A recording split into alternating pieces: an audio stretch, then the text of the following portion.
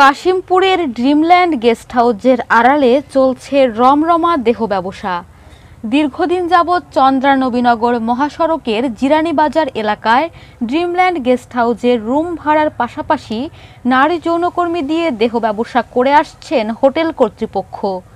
বিভিন্ন সময় বিভিন্ন কৌশল অবলম্বন করে প্রশাসন ও গণমাধ্যম কর্মীদের ম্যানেজ করে চলছে এই অসামাজিক কার্যকলাপ। দেহ ব্যবসার বিষয়টি ইতোপূর্বে কখনোই স্বীকার করেননি কর্তৃপক্ষ, তবে এবার ড্রিমল্যান্ড গেস্ট হাউসের ম্যানেজার আশরাফ আলী দেহ ব্যবসার বিষয়টি স্বীকার করেছেন।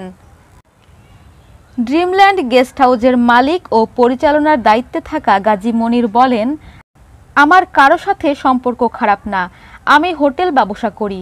আমি কোনাবাড়িতে অতিথি চালিয়েছি, চান্দুরায় নিউ অতিথি, চাঁদপুর বোর্ডিং আমার ছিল, ড্রিমল্যান্ড গেস্ট হাউস আমারই।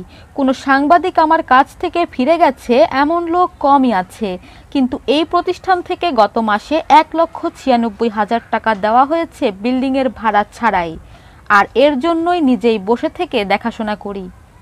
গত বুধবার 9 এপ্রিল 2025 সারাদিনব্যাপী ও রাত 10টা পর্যন্ত ড্রিমল্যান্ড গেস্ট হাউসে 29 জোড়া যুবক যুবতী ও কিশোর কিশোরী সহ নারী যৌনকর্মীরা প্রবেশ করে। তাদের সবাইকে রুম ভাড়া দেয় গেস্ট হাউসটির মালিক গাজী মনির ও ম্যানেজার আশরাফ আলী। এছাড়াও শুধুমাত্র রুম ভাড়া দেওয়া হলে নেওয়া হয় 1,200 টাকা। পাশাপাশি রুমের সাথে যদি নারী যৌনকর্মী দেওয়া হয় তাহলে সর্বনিম্ন 5,000 টাকা নেওয়া হয় বলে জানান ড্রিমল্যান্ড গেস্ট হাউসের ম্যানেজার আশরাফ আলী।